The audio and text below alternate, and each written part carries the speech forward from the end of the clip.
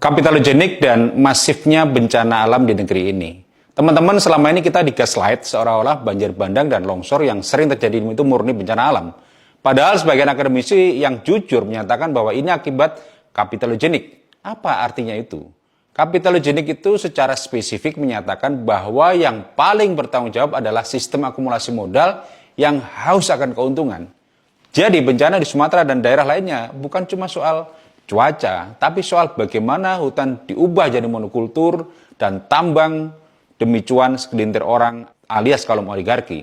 Kita nggak lagi bicara soal takdir, kita bicara soal model ekonomi yang memang didesain untuk menciptakan kehancuran ekologis.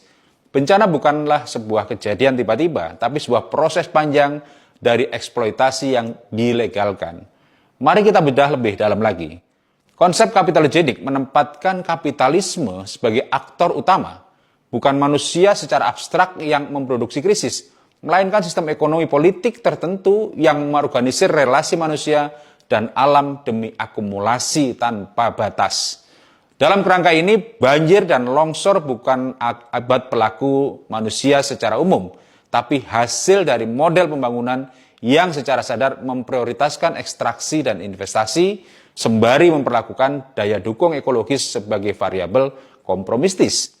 Di dalam bukunya Capitalism in the Web of Life, Jason Moore, seorang profesor sosiologi di Binghamton University, menyebut kapitalisme bekerja dengan strategi cheap nature, tenaga kerja, pangan, energi, dan bahkan mentah harus murah agar akumulasi modal dapat terus berlangsung.